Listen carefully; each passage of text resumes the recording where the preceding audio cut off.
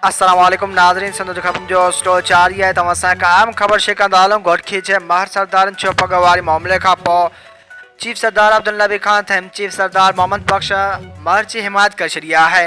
पग जो वारस वॾो पुटु हूंदो आहे।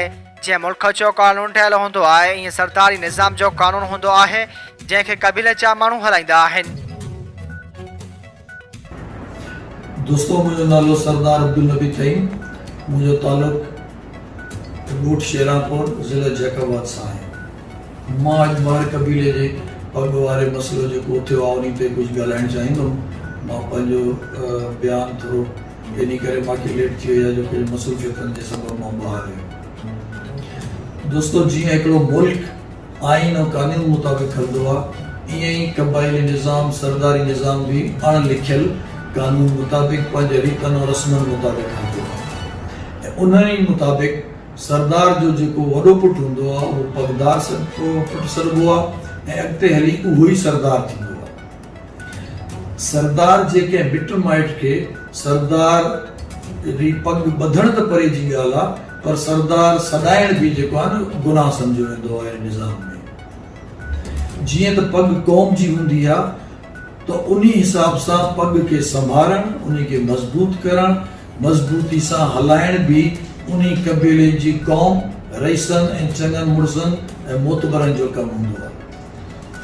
कॾहिं बि तारीख़ में तारीख़ गवाह आहे त कॾहिं बि पग न कंहिं अमीरी ऐं ग़रीबी जे करे, न ई कंहिं सियासी असर रसूख़ या हैसियत जे करे को मटिबी आहे। इन जूं तारीख़ में ॿ वॾियूं मिसाल बि आहिनि तव्हांजे साम्हूं, असांजे दौर जूं आहिनि। शहीद ज़ुल्फ़कार अली भुट्टो, मुल्क जो ताक़तवर तरीन शख्सियत, दुनिया जी अहम तरीन पावरफुल शख्सियत, उहो बि पंहिंजे कबीले जे सरदार पीर बख्श भुट्टे जी वधि में वधि इज़त कंदो।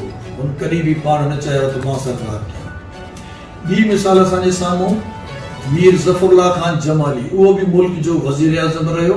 सॼी उमिरि सियासत में माशाअल्लाह वॾी हुनजी अहमियत हैसियत हुई। उहो बि पंहिंजे सरदार यार मुदरिन जी वधि में वधि इज़त कंदो। सो इन करे मां महर कबीले जे रईसनि, चङनि मुड़सनि, उन्हनि जे मोतबरनि, अमीरनि, उन्हनि खे गुज़ारिश कंदुमि त महिरबानी करे असांजे उन्हनि सां नाराज़ न थियो, बल्कि थधे दिमाग़ सां इन ते गौर कयो, वीचार कयो। पग खे संभालणु, हलाइणु तव्हांजो कमु आहे। तव्हांखे बुर्दबारी सां ऐं हिमत सां अॻिते वधी तव्हांखे इन शइ खे रोकणो पवंदो। हिकिड़ी ग़लति रस्म न विझो।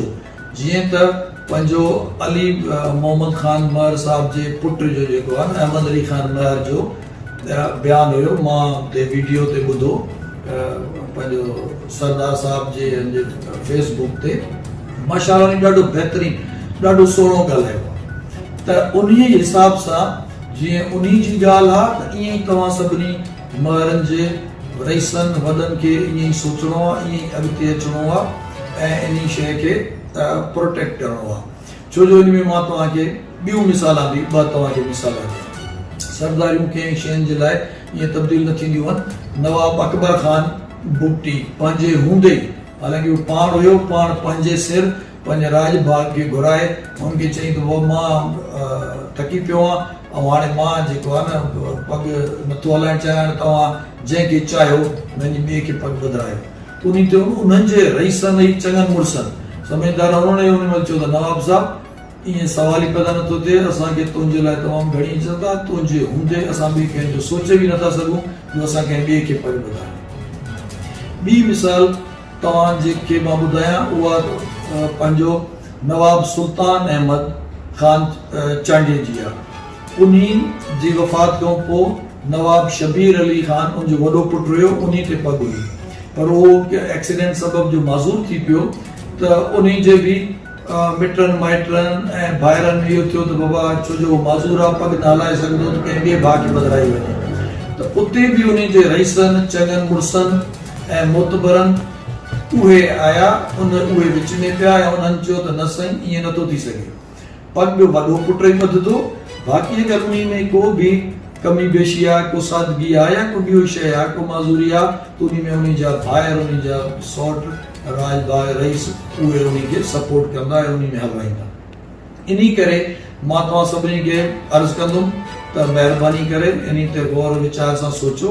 हालांकि असांजो मुंहिंजो ज़ाती पंहिंजो महर कबीले जे सरदार घराणे सां उन्हनि जो कॾहिं बि अहिड़ो वेझो तालुक़ु न रहियो आहे ऐं हाणे बि को मुंहिंजी क़ौम पने आकिल में आहे उन्हनि जो ज़रूरु रहियो आहे, मुंहिंजो तालुक़ु न रहियो आहे। पर मां छड़ो इन करे ॻाल्हायां थो जो महर कबीले जे इन इक़दाम सां छड़ो महर कबीले खे नुक़सानु न आहे थियो, इन सां सॼे सरदारी निज़ाम ऐं क़बाइली निज़ाम खे नुक़सानु पहुतो आहे। असां सभु इन करे ॻाल्हायूं था, इहो ई सबबु आहे त कंहिं बि सरदार पूरे सिंध जे सभिनी सरदार ॿिया ॾिना कंहिं बि सरदार इन अमल खे सपोर्ट न कयो आहे, बल्कि अञा उन्हनि जे खे चयो आहे त ग़लति क़दम आहे। सो महिरबानी करे तव्हां इन क़दम इन शइ खे सुधारियो, इन ग़लती खे, छो जो न त तारीख़ कॾहिं बि तव्हांखे सुठनि लफ़्ज़नि सां यादि न कंदी। वधीक ख़बरूं ॾिसण लाइ विज़िट कंदा असांजी वेबसाइट www.sindhajraknews.com।